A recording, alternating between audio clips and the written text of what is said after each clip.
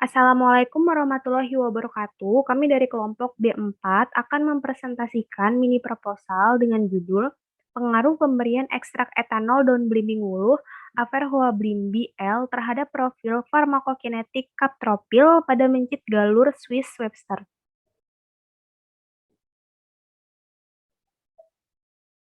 Untuk anggota kelompoknya, dengan saya sendiri Putri Nurul Falufi, kemudian Nurul Inaya, Retno Yulianti, Ramadhani Satya Wibowo, dan Septia Rahayu Effendi. Yang pertama, pendahuluan.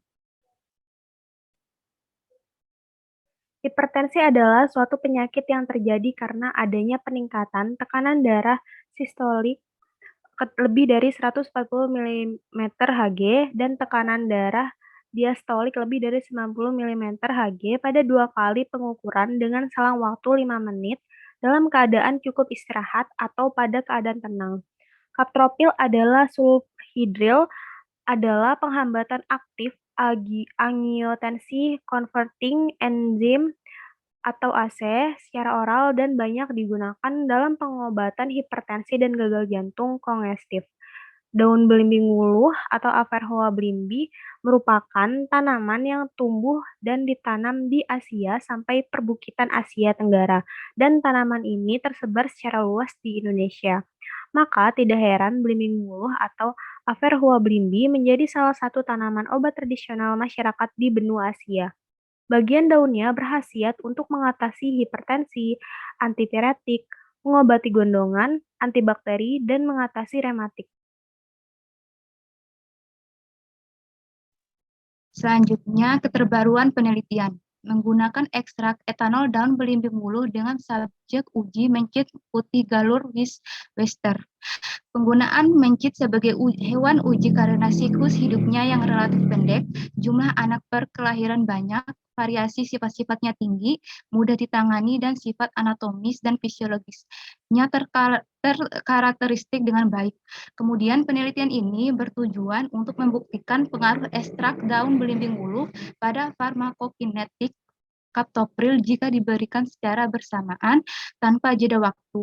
Keberhasilan tumbuhan ini dapat digunakan sebagai alternatif dalam pencegahan dan pengobatan penyakit hipertensi, dan diharapkan tumbuhan ini dapat meningkatkan efek terapi pada penyakit hipertensi. Selanjutnya yaitu metode penelitian. Yang pertama yaitu ada alat dan bahan. Alatnya yaitu meliputi sonde lambung, alat suntik, timbangan analitik, labu ukur, kandang hewan uji, serta perlengkapan pemberian pakan, peralatan gelas kimia, sonikator, dan seperangkat alat LC-MS. Kemudian untuk bahannya yaitu daun belimbing wuluh, mencit putih galur Swiss Webster usia 5 minggu sebanyak 24 ekor dengan bobot 20-25 gram. Kemudian ada kaptopril, aquades, etanol, asam format, larutan amonia 5%, dan larutan kerja 2,4 dibromoasetopen. Selanjutnya yaitu ada subjek uji. Yang pertama, kriteria inklusi. Mencit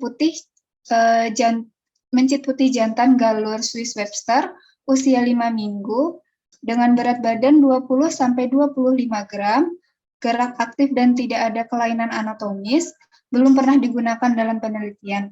Dan untuk kriteria eksklusi yaitu mencit putih jantan galur Swiss Webster sakit dan stres saat penelitian.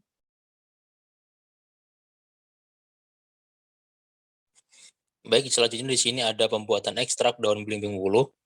Metode ekstraksi yang digunakan adalah maserasi dengan perbandingan bahan dan pelarut etanol. Untuk etanol sendiri ada 70% dan perbandingannya adalah 1:10.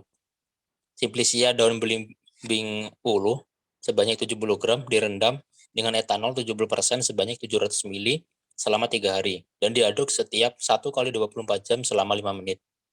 Penyaringan dilakukan menggunakan vakum dan kertas saring untuk memisahkan ampas dan filtratnya. Filtrat yang didapat kemudian dipekatkan menggunakan rotary evaporator sampai pelarut habis menguap sehingga didapatkan ekstrak kental daun belimbing wuluh. Next. Baik, selanjutnya di sini ada ethical clearance. Pengajuan ethical clearance dilakukan dengan mengajukan permohonan kelayakan etik yang ditujukan kepada Komite Etik Penelitian Kedokteran dan Kesehatan Fakultas Kedokteran Universitas Islam Indonesia. Hal ini untuk mendapatkan pernyataan bahwa selama penelitian, subjek uji yang digunakan itu terlindung dari bahaya baik fisik maupun psikis.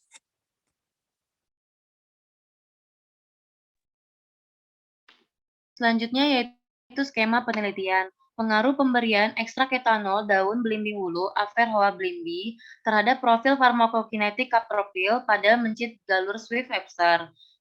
Kemudian, mencit jantan dengan galur Swift-Webster ini 24 ekor yang berisi 6 ekor masing-masing kelompok uji 5 minggu dengan berat 20-25 gram. Kemudian dibagi menjadi 4 kelompok perlakuan. Yang pertama yaitu kelompok standar, yang kedua yaitu kelompok perlakuan 1, yang ketiga yaitu kelompok perlakuan 2, dan yang terakhir yaitu kelompok perlakuan 3.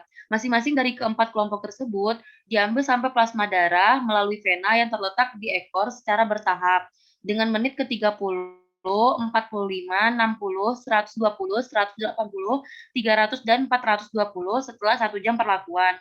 Kemudian dilihat profil farmakokinetiknya, yaitu nilai KE, Tmax, Cmax, T setengah, dan nilai AUC. Selanjutnya yaitu kerangka konsep.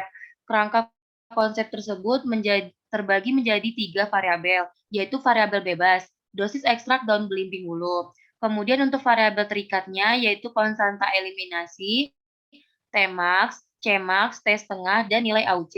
Untuk variabel pengacau terkendali yaitu galur mencit, kemudian jenis kelamin, usia, dan yang terakhir yaitu pakan.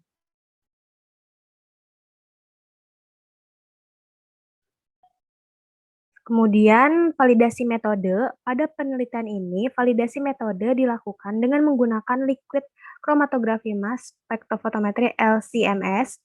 Akurasi dihitung menggunakan rasio kadar analit yang diperoleh pada suatu pengukuran dengan spiket pada suatu sampel yang telah diketahui seri kadarnya atau nilai sebenarnya. Presisi diukur menggunakan sampel yang sudah diketahui konsentrasi analitnya dengan minimal 3 konsentrasi, yaitu konsentrasi QC, kurva kalibrasi dengan 5 kali replikasi yang berbeda pada hari yang berbeda.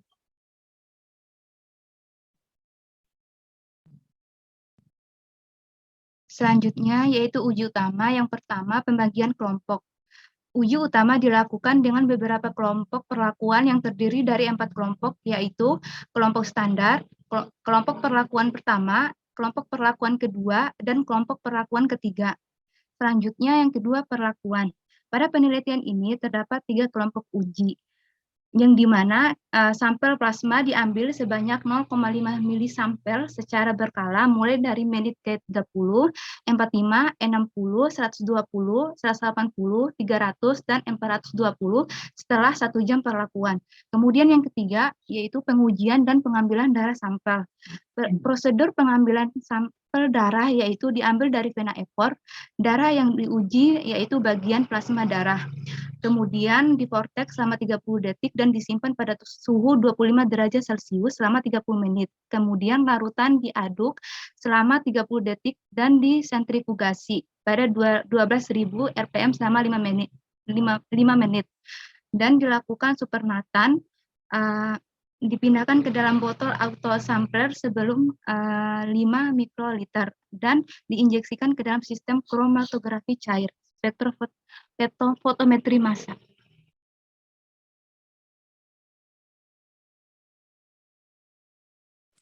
Baik, selanjutnya di sini ada analisis data. Data hasil yang didapatkan pada penelitian ini adalah profil farmakokinetika dari kaptopril yang telah diberi ekstrak daun belimbing wulu. Penetapan parameter farmakokinetik menggunakan model satu kompartemen ekstravaskular dengan beberapa parameter yaitu nilai K, T setengah, Cmax, Tmax, dan AUC.